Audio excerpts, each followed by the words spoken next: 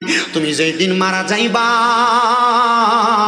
মরার পরে তোমার আত্মীয় স্বজন সবাই তোমারে ভুলবে, মরার পরে তোমার বন্ধু বান্ধব সবাই তোমারে দাফন করবে, কিন্তু একটা বারও তো মরার কথা স্মরণ কইরা আল্লাহ তাআলার ঘর মসজিদের মধ্যে প্রবেশ করো না।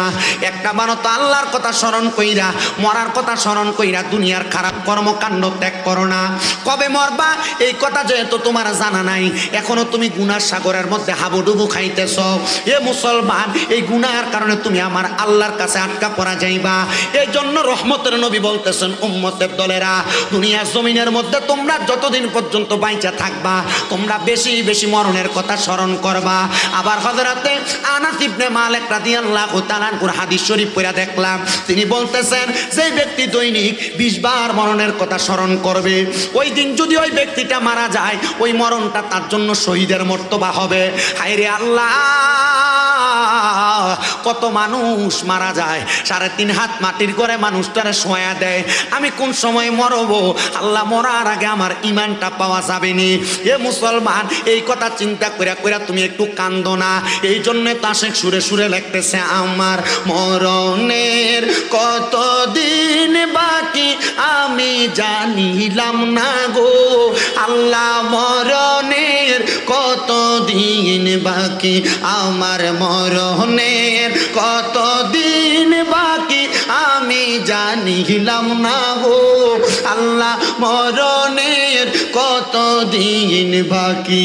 আর আজরাইল আসিয়া যেদিন হস্তে দিবা দড়ি, তখন আমার মন পাকি করবে লুকা চুরি আমি বুঝিলাম না গো আল্লাহ, মরণের কতদিন বাকি আমার, মরণের কতদিন বাকি আমি জানিলাম না গো আল্লাহ, মরণের কতদিন বাকি।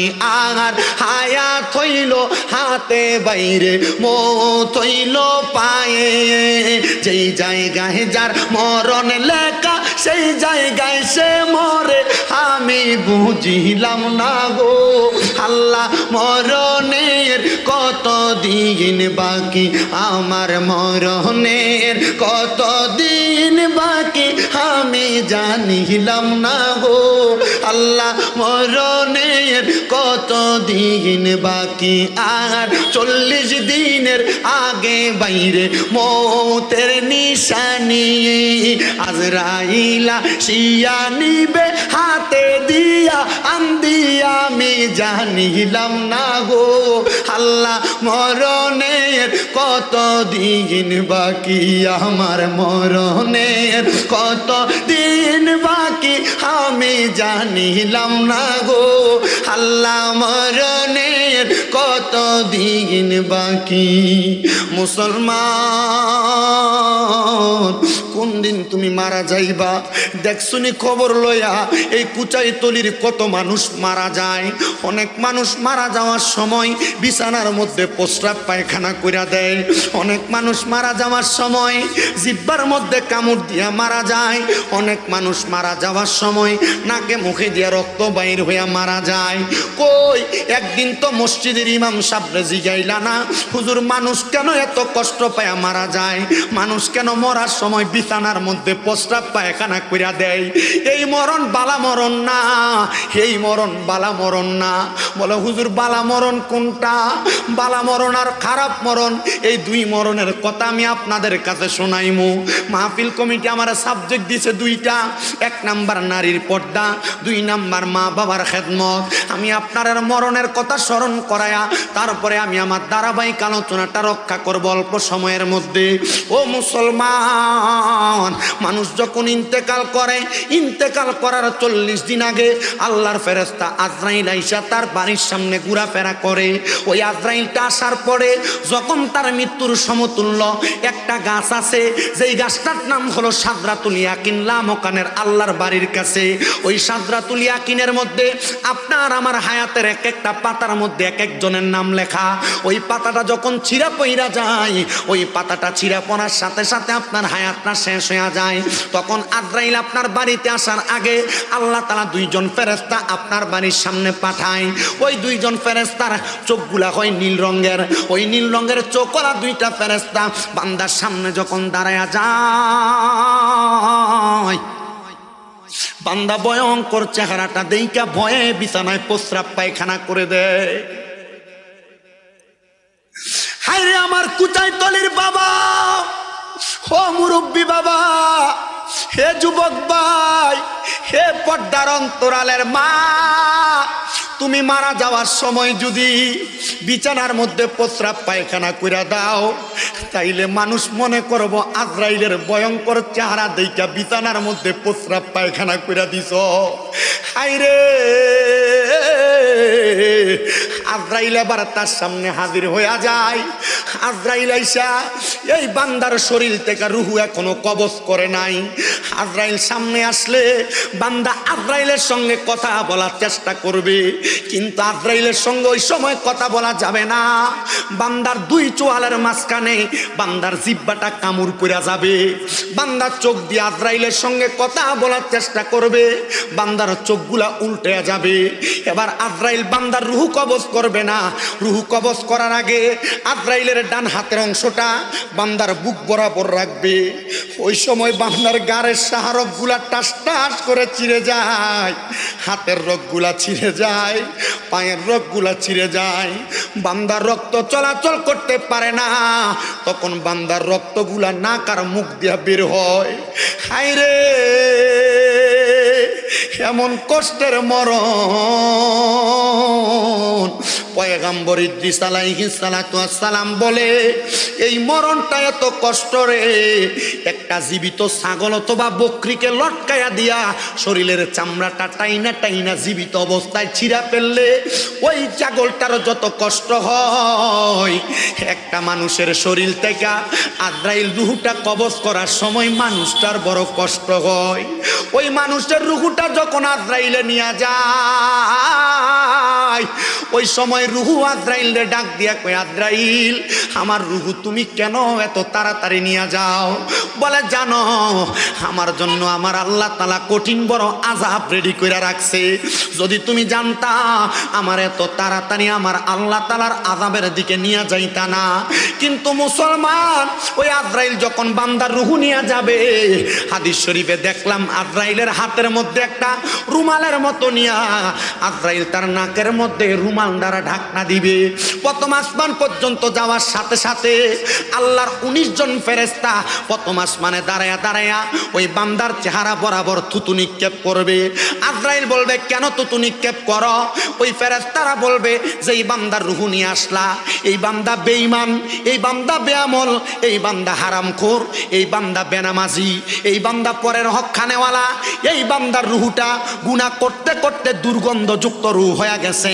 আমরা ফেরেশতারা বান্দার রুহুর দুর্গন্ধ সহ্য করতে পারি না, এই জন্য আমরা বান্দার দিকে থুতু নিক্ষেপ করি। আজরাইল বলবে, এই জন্যই তো আমরা আমাদের নাকের মধ্যে আমরা রুমাল লাগাইছি। এ বন্ধু, দুনিয়াতে কত আরাম কইরা কইরা সুদ খাও, দুনিয়াতে কত আরাম কইরা কইরা গোশ খাও, দুনিয়াতে কত আরাম কইরা কইরা পরের হক মাইরা মাইরা খাও, দুনিয়াতে কত আরাম কইরা কইরা মানুষ ওজনে কম দাও, দুনিয়াতে আরাম কইরা কইরা মিছা কথা কইরা টাকা কামাই করো। এবার আপনারা বলেন, এ হারাম করো, সুদ করো, গোশ করো, পরের হক খাওয়াই না দি, কবরে গেলে আযাবটা কি কম না বেশি? এবার কোন আমরা কুমিল্লা এলাকার মধ্যে সুদ করো কোনো নাই? নাই। আমরা সমাজের মানুষ এটিরে ধরে নিয়ে মসজিদের সভাপতি বানাই। এই কথা কন না কেন? আমরা সমাজের মানুষের সুদকুর গোসকুটিরে ধরে নিয়ে মসজিদের সেক্রেটারি বানাই। এলাকার সর্দার মাথা পরে দায়িত্ব দিয়ে হারাম কুটিরে নিয়ে দেয়। এই কথা কন না কেন? নারীবাজি করে, পরের হক মেরা খায়, মানুষের জমি দখল করে খায়, এটিরে দেয় মসজিদের সভাপতি বানাই। এই কথা কন। আপনি যদি কোন না আমার কাছে দেখা করেন, আঙ্গুল দিয়ে দিয়ে দেখাই দেয় অমুক মসজিদে অমুক বেড়া করে। আমার বাড়ি কি বেশি দূরে? এন থেকে হাঁটতে গেলে কতক্ষণ লাগবো? এবার কোন এমন অবস্থা আছে না নাই? এটির মাইটটা কবরে কেমন হইব? ওই আযাবুন শাদীদ, যন্ত্রণাদায়ক শাস্তি, কাঁসাবাসের গোড়া দিয়ে বেরিয়ে হইব।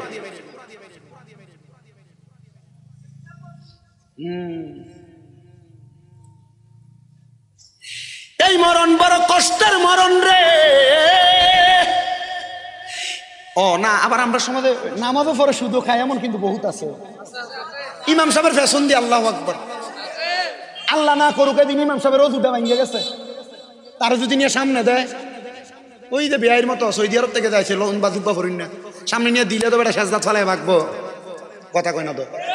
আর এটা যে দেখবেন সাধনে বইবে লম্বা লম্বা কথা কয়, কুচাইতলি বাজার আর মেডিকেলের মুরগা দেশি আর বড় মাছটা দিয়ে দিন এ বেটা দেখবেন সামনে দেয় কিনা, কারণ হারাম দোষ, কথা কয় না তো। নাই নাই নাই, আল্লাহ আমরারে বোঝার তৌফিক দান করুক। কিফটামি করে আমিন, আরো জোরে কোন আমিন। এ মুসলমান, এ নবীর উম্মতের দল, এই ব্যক্তিটারে কঠিন শাস্তি দেওয়ার পর যখন আমার আল্লাহ তাআলার আসমানের দিকে নিয়ে যাওয়া হবে, ফেরেশতারা কি স্বাগতম জানাইবো না থুতু দিব?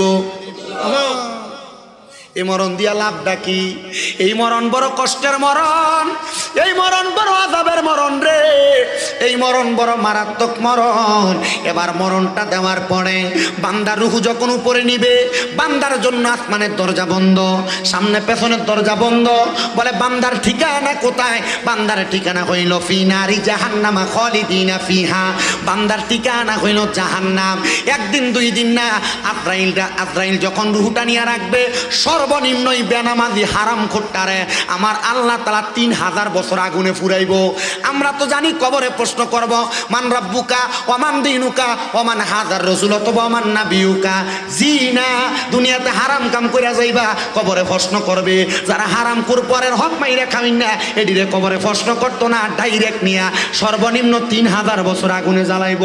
দুনিয়ার 50,000 বছর আখিরাতের মাত্র একদিনের সমান। ও মাগো, এমন কঠিন আযাব আপনারা দিব। কেমন আযাব দিব জানো? 3000 বছর আগুনে পুরাইব। হুজুর 3000 বছর কেমনে আগুনে পুরাইব? আগুনে পুরাইলে তো 1 মিনিটে শরীর পুইরা আঙ্গার হয়ে যাবে। না না না, 1 মিনিটে শরীর পুইরা আঙ্গার হবে না। 1 মিনিটে শরীর পুইরা আঙ্গার হওয়ার পর আবার আপনারা দেখো আগের মতো বানিয়ে দিবে। জাহান্নামের আগুনের রং 3টা, 1 নাম্বার লাল, 2 নাম্বার সাদা, 3 নাম্বার কালা।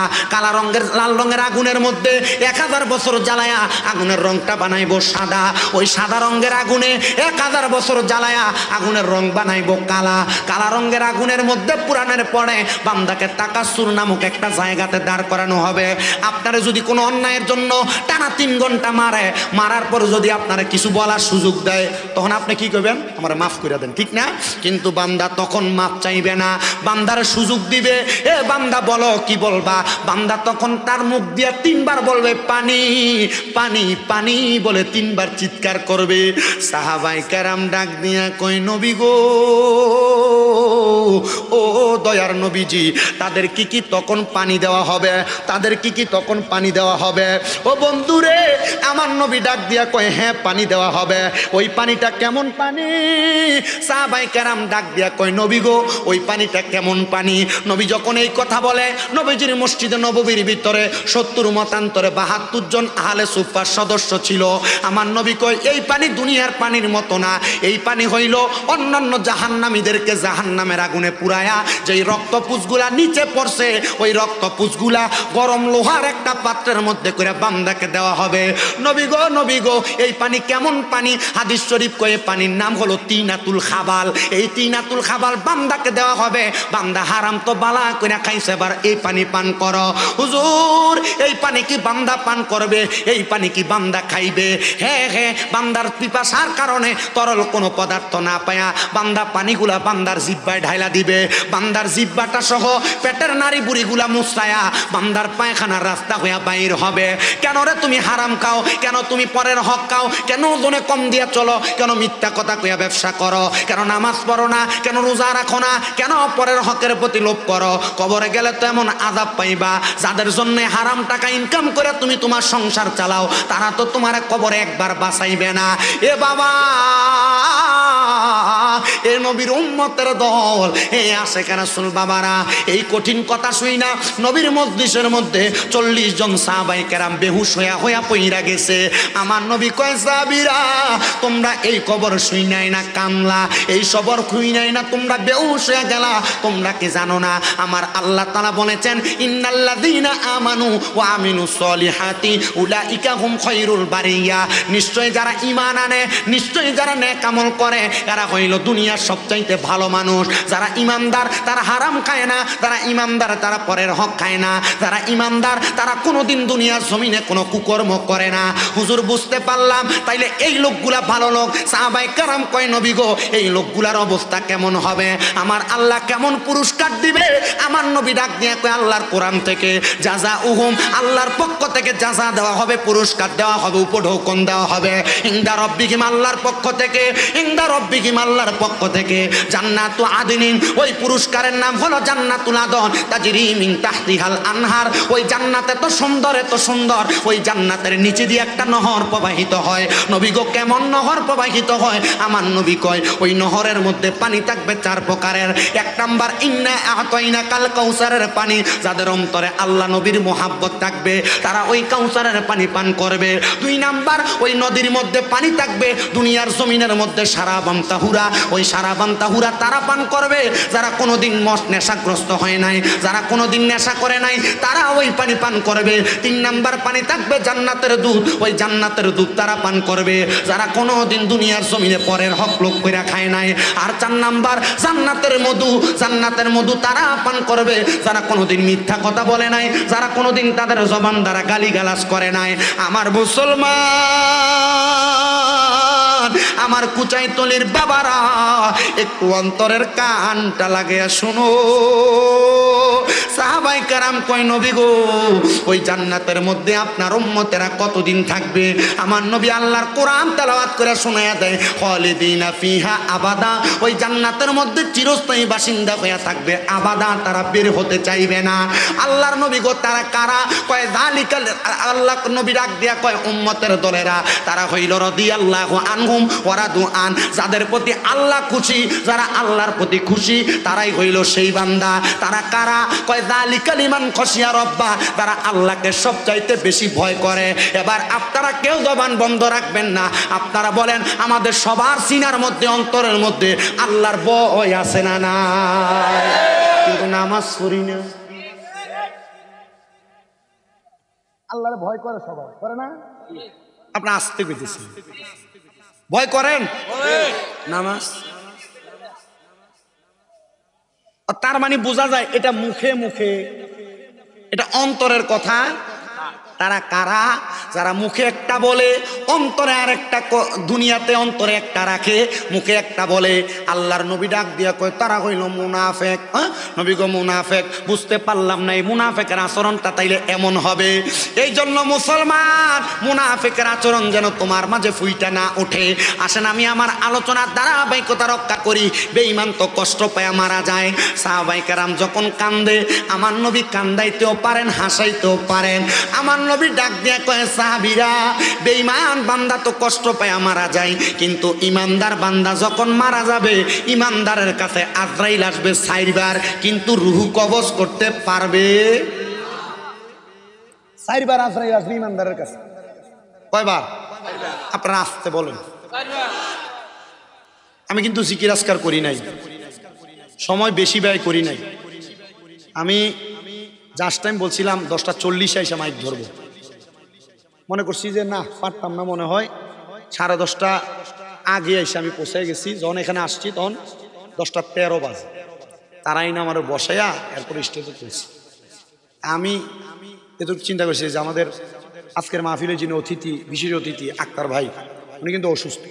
আমি যে দৌলতপুরে যে ইউনিয়ন পরিষদের সামনে মসজিদে নামাজ পড়াই, আমার কাছে আমার সভাপতি কয়েকদিনই দোয়া চাইছে উনি যখন অসুস্থ। উনি তো আমাদের এলাকার সন্তান, ঠিক না?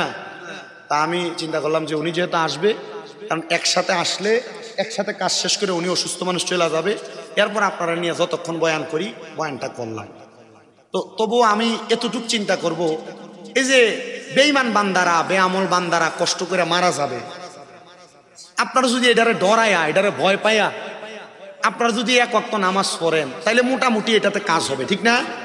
কিন্তু আমি ওয়াজ করে চলে গেলাম, আপনারাও এটারে আপনাদের মতো করে রাখলেন, মোটামুটি সুন্দর করে চললেন, কিন্তু নামাজ রোজা ইবাদতের কোনো দিকে নাই আপনি, তো এই ওয়াজ দিয়ে কোনো লাভ হবে? মনে করেন আপনি না, শুধু মাহফিল কমিটি বলেন, এলাকাবাসী বলেন, সবার কথা নামাজ এই মাহফিলের উদ্দেশ্য যেন হয় নিজেও পরিবর্তন হব, সমাজকে পরিবর্তন করব। কথা কন না কেন? না, আমরা সমাজের বাস্তব চিত্র হইল যে না, বক্তা আনতেইব সুন্দর, গলার কণ্ঠ লাগবো সুন্দর। আমার কাছে তো খবর গেছে, আমি আগেই কইছি, আমি কুমিল্লার মাহফিলগুলা থেকে একটু দূরে, আমি বাইরে বাইরে ঘুরি, আমার কাছে আগে গেছে এবার আমরা এলাকার মানুষ দো, এবার আমরা মাহফিল লেগে গেল টিয়া চা বেশি। আব্বা আমার কথা হইল আমি টাকা চাই বেশি, এটা উদ্দেশ্য না, আমি টিয়াটা বেশি করে চাইজন আমার দাওয়াত না দেয়। আপনারা বুঝছেন বিষয়টা? আমি টিয়াটা চাইয়ে বেশি করে যেন আমার দাওয়াতটা না দেয়। এলাকার মানুষ আমি কিছু উচিত কথা কমু, উচিত কথা কইলে ফরে কবার টেডি কি তা কথা তো তারই কথা কন না কেন? এটা আমি শুনছি বহু, এই শোনার কারণে আজ পর্যন্ত এই পর্যন্ত আমি এলাকার মাহফিল দেওয়ার এই জন্য রাখিনি। আপনার কি অসুবিধা হইব? কারণ আমি হিন্দি আসা যাওয়ার পথে আপনার সাথে আমার দেখা হয়, সাক্ষাৎ হয়, সবাই মোটামুটি পরিচিত, যারা দূর থেকে আসছেন পরিচিত না।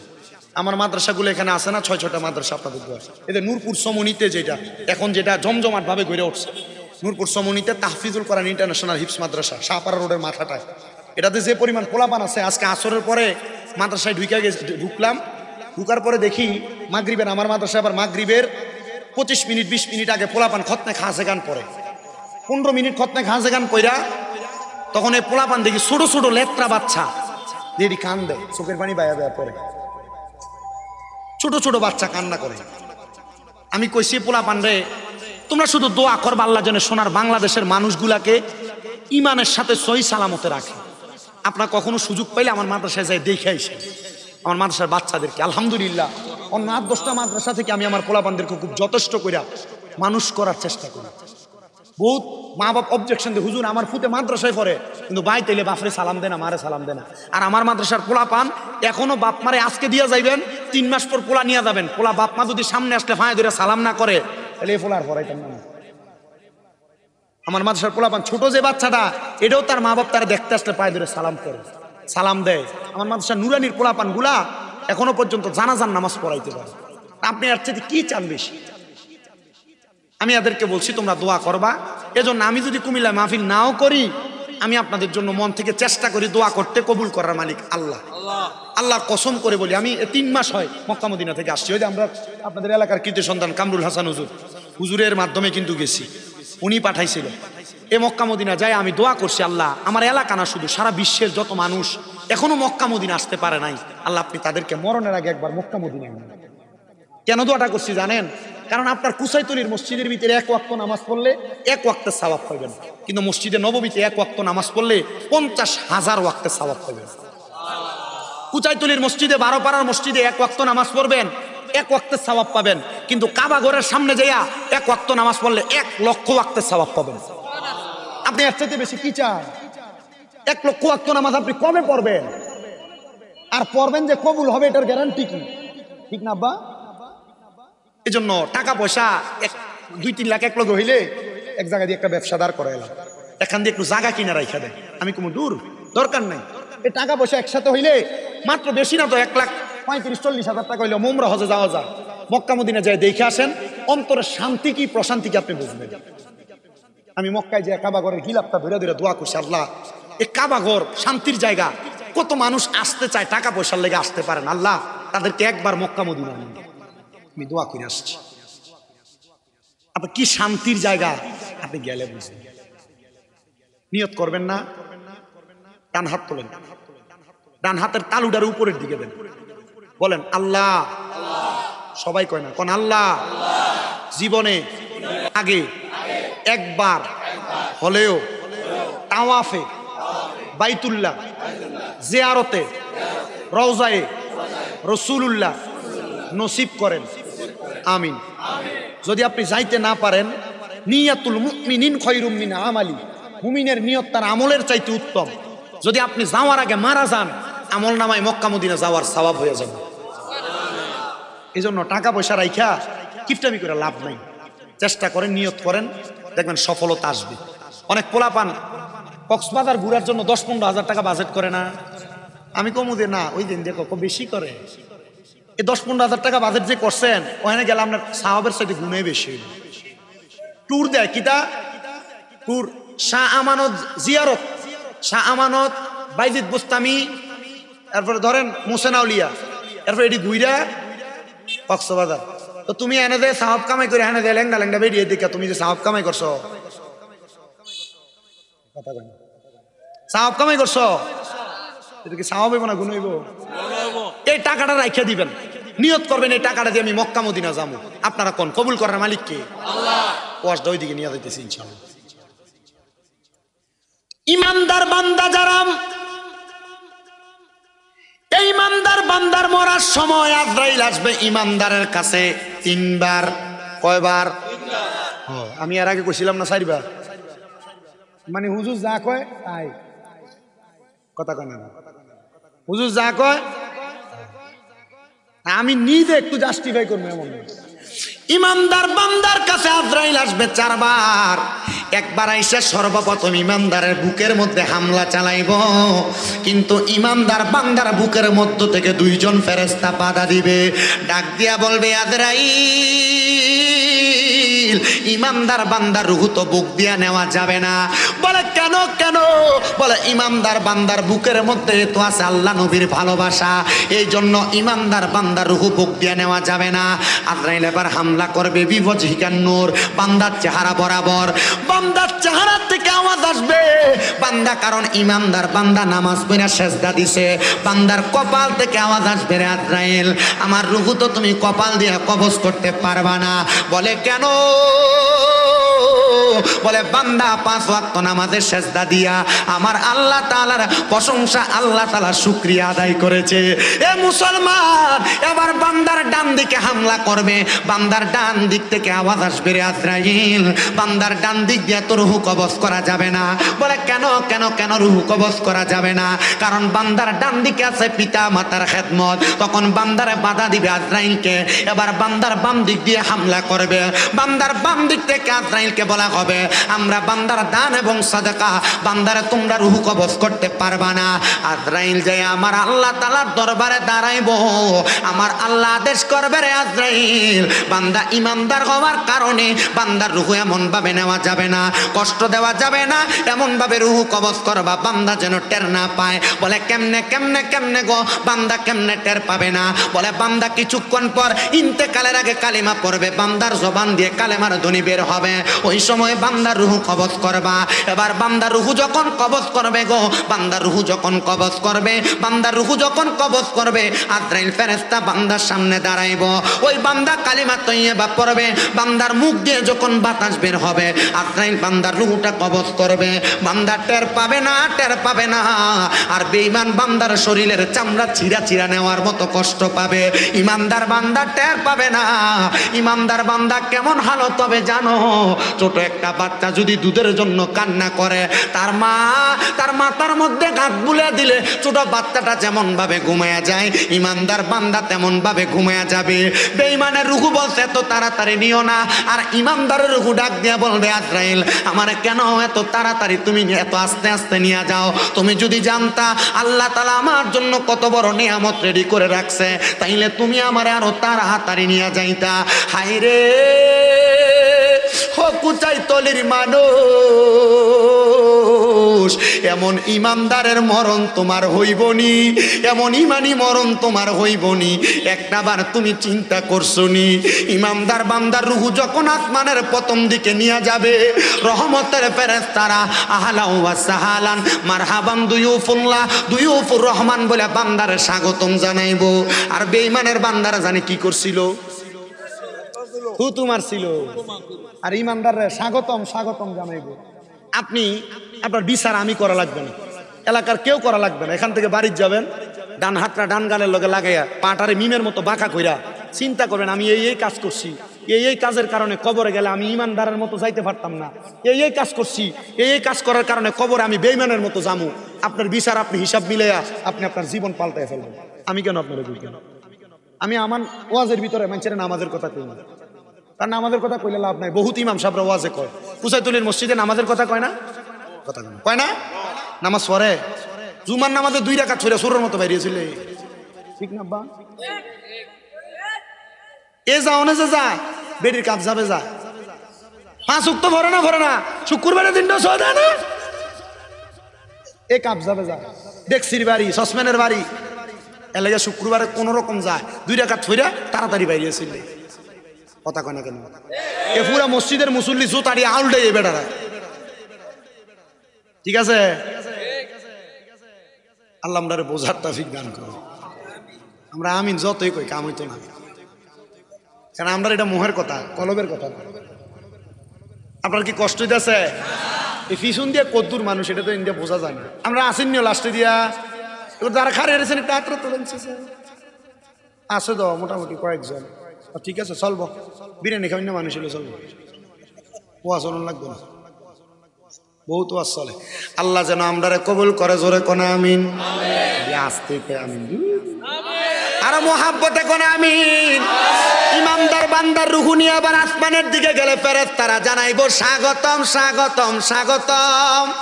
কিন্তু বন্ধুরে আমরা একটা মাছ ধরি, যে মাছটার নাম কুমিল্লার ভাষায় কয় বাইং মাছ। এটা হাতে ধরলে মনে হয় একবারে হাতের ভিতরে চাপ দিয়ে ধরে এখন যায়, ফিসলে জায়গা। ইমানদার বান্দার রুহু আজরাইলের হাতে থাকবে না, বান্দার হাত থেকে এমন ভাবে পিছলে পিছলে যাবে, আজরাইল ডাক দিয়ে বলবে আল্লাহ বান্দার রুহু কোথায় রাখবো? স্বর্ণ এবং রূপার জান্নাতি পেয়ালার মধ্যে রাখা হবে, কিন্তু সেখানেও বান্দার রুহুটা থাকবে না, বান্দার রুহুটা সেখানেও থাকবে না। আল্লাহ আজরাইলের আয়াত শুনিয়ে দিবে, ওয়ালা তাকুলু লিমান ইউকতালু ফি সাবিলিল্লাহি আমওয়াত বাল আহইয়াউ ওয়ালাকিন লা তাশউরুন। যারা আল্লাহর রাস্তায় চলে যায় তারা তো মরে না, আমি আল্লাহ তো ঘোষণা করেছিলাম বাল আহইয়াউন, তারা জিন্দা। এদেরকে যারা মরা বলে, এদেরকে যারা মরা বলে, আমি আল্লাহ তাআলা এদেরকে বললাম ওয়ালাকিন লা তাশকুরুন, এরা নির্বোধ, এরা বোকা। তার মানে বোঝা যায় যারা ইমানদার তারা মরে না, তারা জিন্দা জিন্দা। ঘোষণা আমার না স্বয়ং আল্লাহ। ইমানদার বান্দারা কি মরা না জিন্দা? তাহলে ইমানদারদের কাতারে বাংলাদেশের সর্বপ্রথম যারা পড়ে তারা হইল আউলিয়া কেরাম, কথা কন ঠিক কিনা? তো আউলিয়া কেরাম যারা মাজার শরীফের মধ্যে আছে এরাও জিন্দা, কথা কন ঠিক কিনা? কিন্তু আমরা সমাজে বহুত সুরের ঘরে, সুরেরা কয়দিন আগে গেছিল না মাজার ভাঙতো, কথা কয় না কেন? আপনার কি মাজার ভাঙার পক্ষে আছিলে? আমি আছিলাম। কেন? কারণ আছে। যে যে মাজারটি ভাঙতো গেছে এই প্রত্যেকটা মাজারের খাদিম হয় বাট ফান নয় সিটা বড় হুজুর কি লেগা, কারণ দেহান তাকাই আছে এই যে মাদারটি ভাঙতে গেছে, এই মাদারটির একটা লগেও একটা মাদ্রাসা নাই, কথা কন না কেন? একটা মাজারের লগেও মাদ্রাসা নাই। আর মিয়া প্রত্যেকটা মাজারের লগে যদি একটা একটা মাদ্রাসা থাকতো, মানে এরা তো মাদ্রাসা করছে না, মাজারের গরু ছাগল যা পাইছে এটি টাকা দিয়ে নিজের পকেট গরম করছে, কথা কন না কেন? এর লাগে আমি যেই মাজারের আন্ডারে মাদ্রাসা নাই এই মাজারে দান করি না, এটা আমার স্বভাব। আপনি কি করবেন এটা আপনার বিষয়। আমি মাজারের বিরোধী না, মাজারের পক্ষে। কি কই শোনেন একটু মনোযোগ দিয়া। এই মাজারের খাদেমরা যদি লোক একটা মাদ্রাসা বানাইতো, যদি মাদ্রাসার ভিতরে 200-300 ছাত্র থাকতো, যে ফকিন্নির ফুলারা মাজার ভাঙতে গেছিল এই 200-300 ছাত্র যদি 200-300 লাঠি লিয়ে ধরে নি দিত, মাজার ভাঙার ক্ষমতা তার বাপেরা ছিল। এর লাগে আমি মাজার ভাঙার পক্ষে। মাজার যেখানে আছে এনে একটা মাদ্রাসা লাগবে, কথা কন। মাজারে মানছে যে দান করবো, এই দানের টাকা দিয়ে 3 ফুলাফান পড়বো, তাই লইল মাদ্রাসা, কথা কন না কেন? আল্লাহ আমরা বোঝার তৌফিক দি। আবার যখন মাজার ভাঙ্গে তখন আবার আমি কইছিলাম মাজার যেহেতু ভাঙ্গে উপরে ইটি ভাঙ্গে কিনলে গে, মাজার যেহেতু ভাঙ্গে মাজারে আয় না গ্লাসটা সেটি ভাঙ্গে কিনলে গে, ফাললে মাজারটাতে ভাঙ্গো যে দূর পর্যন্ত বেটার মানি দেওয়া হয়েছে এর দূর পর্যন্ত ভাঙ্গে দেওয়া বলছে, কারণ আল্লাহ তো কইছে এরা জিন্দা। তো তুমি যদি এর দূর পর্যন্ত যাই যদি দেখো জিন্দা, তখন তার আর ক্ষমতা আছে মাজারটা ভাঙ্গা? এর দূর তো ভাঙ্গে নাই। সুরের মতো যায় যে রাত্রে ভাঙছে, নাহলে কোন রকম যায় হামলা করে ভাঙছে। যদি কোনো বকিন্নির ফুলারা মাজার দিয়ে ভাঙতে গেছে, এরা যদি ঘোষণা দিত আমরা কালকে গাজীপুরের মাজার ভাঙতে যাবো, কলজাটা খুলে লাইতো না। কারো সুন্নিরা কি এমনি বইয়ে থাকবো? আমরা মারামারি করি না, আমরা লাড়ি লয়ে নামি না, আমরা কারোর সাথে দ্বন্দ্বে যাই না, কারণ আহলে সুন্নাত ওয়াল জামাত দ্বন্দ্ব মারামারি কাটাকাটি শিখায়। আল্লাহ আমরা বোঝার তৌফিক দিই। আমি নাচতে কইছিলাম আবার ফোট লইছেন বাবা লই আইও যাও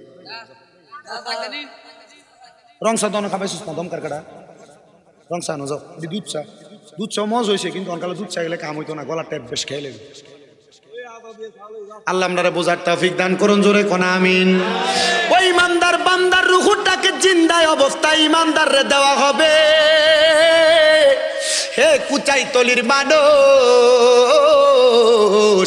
হে আমার কুচাইতলির বাবারা হে আমার কুমিল্লা শহরের আমার যুবক বন্ধুরা একটু মনোযোগ দিয়া শোনো যেহেতু আমার পর্দার সাবজেক্ট দিছে এ মুরব্বী বাবারা তুমি তোমার বউডারে পর্দা করায়ো তোমার মাইয়াডারে পর্দা করায়ো তোমার কন্যাটারে পর্দা করায়ো তোমার মারে পর্দা করায়ো তোমার বোনরে পর্দা করায়ো মনে রাখো মা বোন বউরে বেপর্দা ঘুরাইয়া তুমি মরবা কবরে গেলে শান্তি পাইবা মনে করছো না না না মনে রাখো এরা বেপর্দা চলার কারণে আল্লাহ তোমার কবরে আযাব দিব বলে হুজুর কেন কিভাবে আযাব দিব আমি আপনাদের কাছে দামেস্কের একজন বড় আল্লাহর ওলির কথা শোনায়া দেই যিনার নাম হযরতে ফতে আলী সুবহানী রহমতুল্লাহ আলাই এই ফতে আলী সুবহানী রহমতুল্লাহ আলাই বলে আমি মেশকাতুল মাসাবির কিতাবুস সালাত অধ্যায়ের একটা হাদিসের উপর আমল করি হাদিসটা কি নবীজি বলছেন আমি প্রত্যেক দিন ফজরের নামাজ পড়ে সূর্য উদয় হওয়ার আগ পর্যন্ত নামাজের মুসল্লা ত্যাগ করতাম না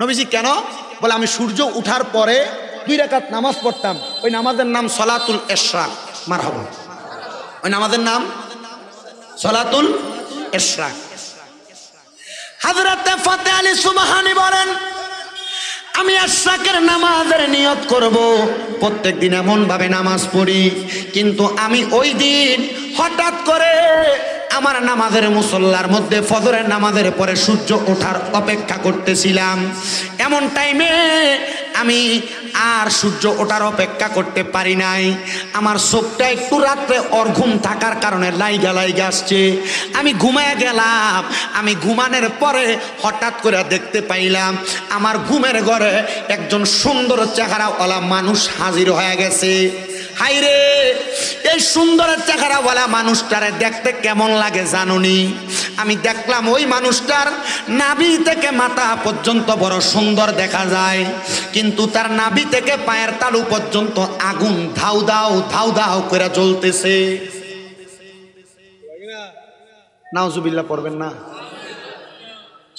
ওই আল্লাহর ওলি বলেন আমি স্বপ্ন দেখলাম একজন মানুষ জিনার নাভি থেকে পায়ের তালু পর্যন্ত আগুন আর নাভি থেকে মাথার তালু পর্যন্ত ভালো হযরত ফতে আলী সুবহানী বলেন আমি তারা প্রশ্ন করলাম মেরে আল্লাহর বান্দা তোমার কেন এমন অবস্থা তোমার কেন এমন খারাপ অবস্থা তুমি কি বলতে পারবা তিনি আমারে ডাক দিয়ে কয় হুজুর আমি দুনিয়াতে নামাজ কম পড়ি নাই আমি বড় বুজুর্গ ছিলাম আমি দুনিয়াতে ইবাদত কম করি না আমি বড় বুজুর্গ ছিলাম কিন্তু হুজুর ও পানের বুজুর্গ আমি দুনিয়াতে থাকা অবস্থায় আমার একটা কন্যা সন্তান ছিল যার বয়স ছিল 13 বছর আমি আমার কন্যাটারে কোরআন হাদিস মোতাবেক মানুষ করেছি আমার কন্যাটাকে সুন্দরভাবে পড়ালেখা করাইছি আমার মাইয়া পর্দা করত বেপর্দা বেহায়াপনা কইরা পরপুরুষের সামনে যাইতো না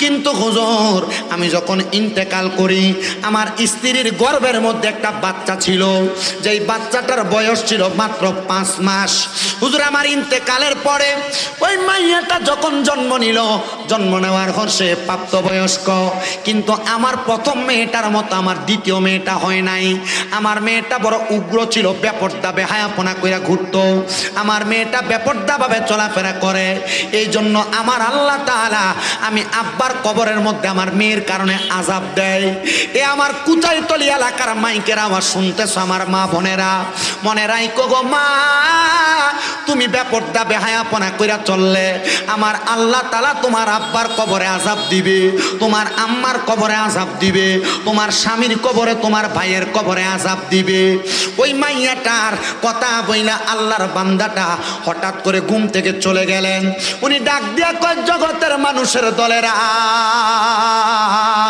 জানো রে জগতের মানুষের দলেরা, আমি এমন স্বপ্ন দেখার পরে আমি আমার স্বপ্ন দ্রষ্টাটা ভাঙ্গা দিয়া আমি হঠাৎ করে আমার গায়ের মধ্যে তাকে দেখলাম চিকন চিকন ঘাম দেখা যায়। আমি এমন অবস্থা দেখা হঠাৎ করে আবার দাঁড়ায় গেলাম।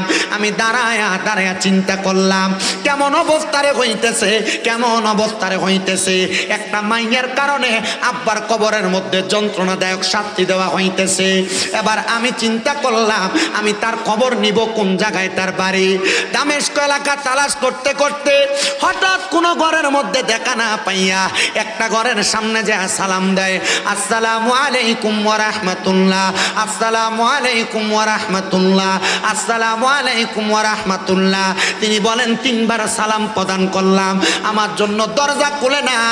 কিন্তু তৃতীয়বার আমার সালামের জবাব না দিয়া একটা মেয়ে বেপরদাভাবে বের হইয়া তার হাতের মধ্যে থেকে একটা পানির পাত্র থাইকা কিছু ময়লা পানি আমার গায়ের মধ্যে ফিকা মারছে, কিছু ময়লা পানি আমার গায়ের মধ্যে মেলাইয়া দিছে। আমি এইটা দেখা আমি মাইয়াটার দিকে তাকাইলাম আর বললাম এমন মাইয়া যে মাইয়া আমার গায়ের মধ্যে এমন ময়লা দিছে, আল্লাহ তুমি তার হেদায়েত দান করো। উনি ওই ঘরের সামনে যে তিনবার সালাম দিছে। কয়বার?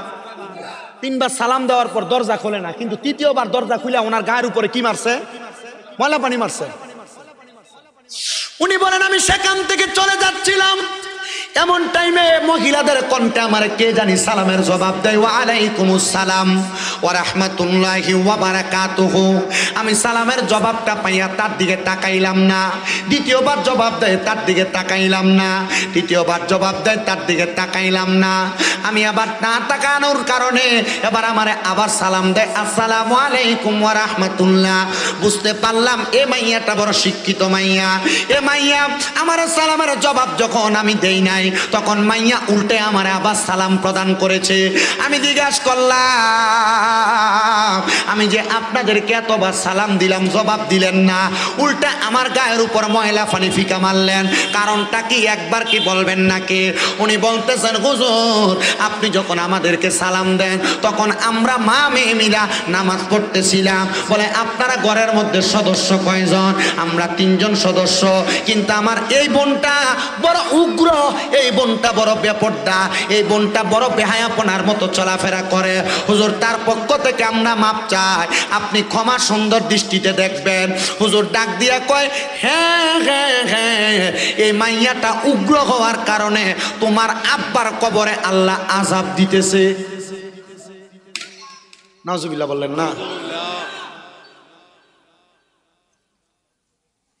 এই মেয়েটা উগ্র হওয়ার কারণে তোমার আব্বার কবরে আযাব দেয়।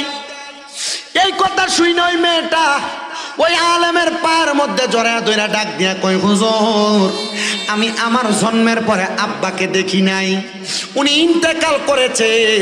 হুজুর আমার আব্বা জান বুঝে আমি মেয়ের কারণে আযাবের শিকার। হুজুর আপনি বলেন না আমার আব্বারে আল্লাহ কেমনে মাফ করব? বলে তুমি ব্যাপারটা চলবা, আল্লাহ তাআলা তোমার আব্বারে মাফ করব তুমি মনে করছো?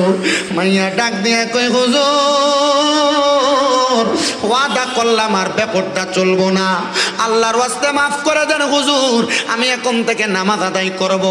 ওই মাইয়া বলেন আমি হুজুরের কাছে ক্ষমা প্রার্থনা কইরা একটানা 7 দিন পর্যন্ত নামাজ আদায় করি আর বেপরদা চলি না, বেহায়াপনা করি না।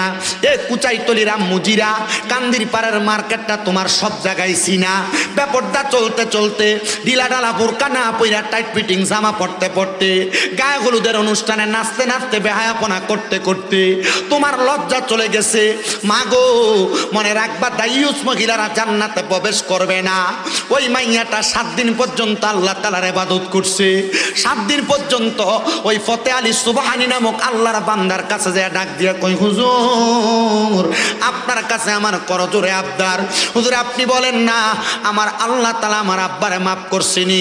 হুজুর কয় আমি জানি না, আমি শুধু স্বপ্ন দেখছি তোমার আব্বা জান কষ্ট পাইতেছে, এখানে এখানে অনেকে আছেন মা মারা যাওয়ার পরে মারে স্বপ্ন দেখেন, বাবারে স্বপ্ন দেখেন, দাদা দাদি আত্মীয় স্বজনদের স্বপ্ন দেখেন। মনে রাখবেন আল্লামা ইবনে সিরিনের স্বপ্নের কিতাবের শুরুর দিকে লিখতেছে, স্বপ্নের মধ্যে ওই ব্যক্তি তার আত্মীয় স্বজনকে দেখে, বলে কারা কাদেরকে দেখে, স্বপ্নে তাকেই দেখানো হয় তারা স্বপ্ন দেখাইলই কবরবাসীর উপকার হবে।